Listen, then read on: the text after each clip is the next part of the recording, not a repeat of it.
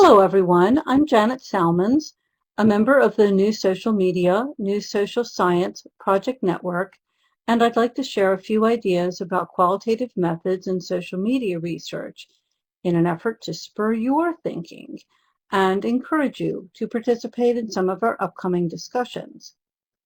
So we know that qualitative researchers collect data using interviews, observations, and document analysis.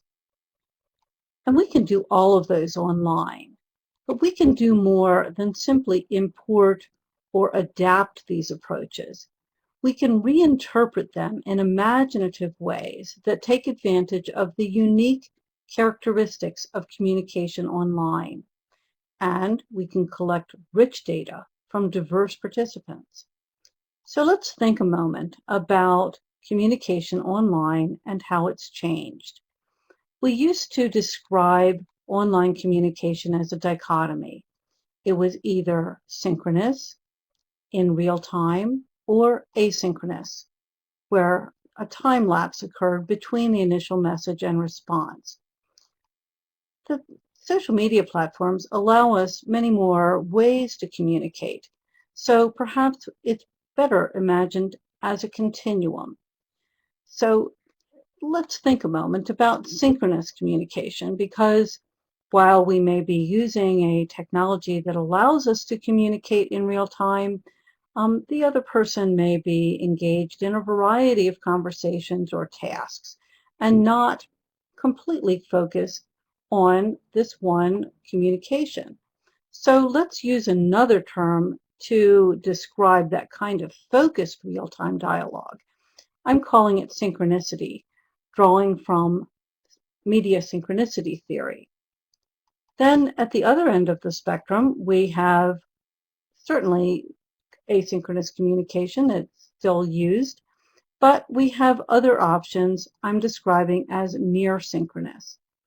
Here, the other person may not be online right now, but I can assume that they will be online soon and post again to this community or environment and continue an ongoing, continuous kind of communication. So near synchronous more resembles an elongated conversation, whereas asynchronous may resemble more of a correspondence style of communication. We can use all of those in our data collection, but we need to really think through what and why and how it fits with the research design. So let's look at the kinds of options that we may have using the popular social media platforms. So a number of them offer us the opportunity to communicate with synchronous or synchronicity.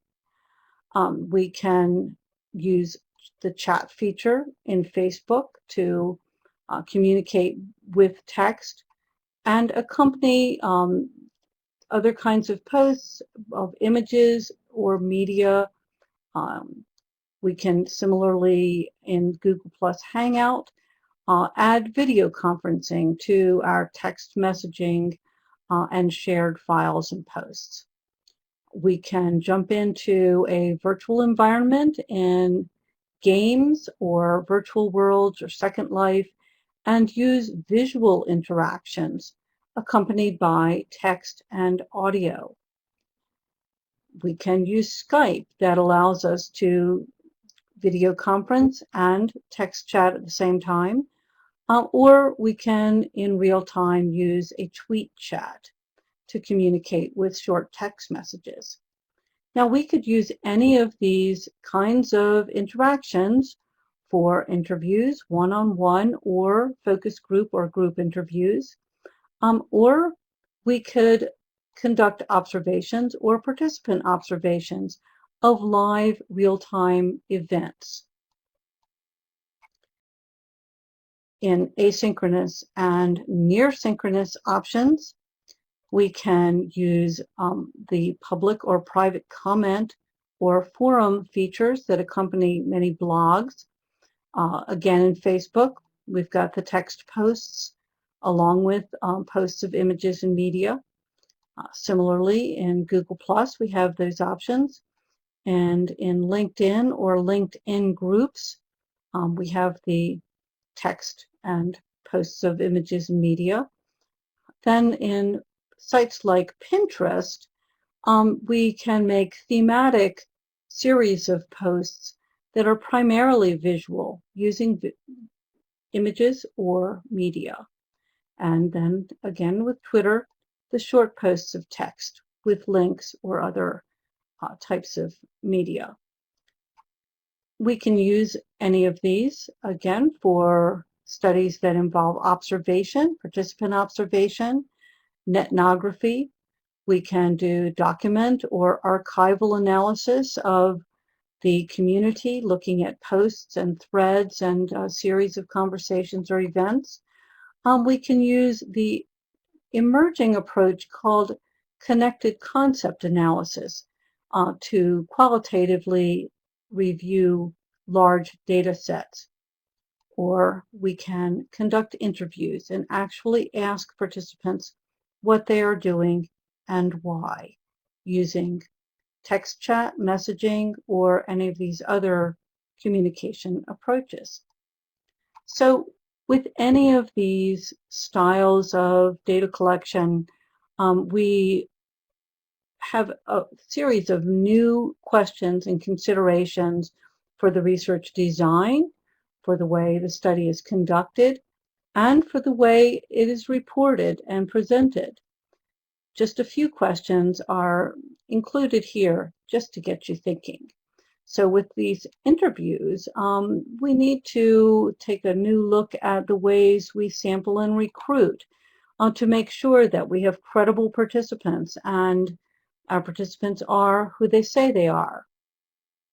We need to give some thought to how we align the interview style with the kinds of communication options I was just describing that involve text, visual, and verbal styles of interaction. Then we need to think about how we're going to manage and analyze those complex mixes of visual and verbal and text data. With observations, we need to start thinking a bit more about the setting, whether it is considered public or private, whether as a researcher we need to reveal our presence or get permission. And then we also need to think about the ways the particular social media technology operates and the constraints or possibilities for the ways participants might engage and interact in that environment. Again, with documents and posts and archives, lots of material to review, but is it available to us? Is it public? Is it private? Do we need to obtain consent or permission to use it? And how does the person behind that information expect that the information being posted will be used? Throughout, we have an underlying challenge because while we are accustomed to thinking about protection of human subjects, now we need to also protect the identity and digital identities of the individual in cyberspace. And those identities may vary from one social media site or community to another. And while I may present myself in different ways, what do I expect in terms of the ways that others might respect those distinctions, and in particular, how a researcher might observe them? I've been contemplating these kinds of questions and kind of collected them in a series of categories that I display as a circle because I think that when we're collecting data online, whether from interviews or observations and posted material, every choice we make influences some other aspect of the research design. If you're interested in learning more about this framework, I'll include a link to some materials, and I can also point you to the cases in online interview research where this model is introduced and used to analyze a variety of studies that include, of course, data collected from social media and online platforms. Please keep in touch. I'd love to hear from you and hear about what you are doing, what you're thinking about in terms of your own interest in qualitative research using online and social media, emerging technologies. And I hope that I'll see you in the new social media, new social science project conversations. Thank you.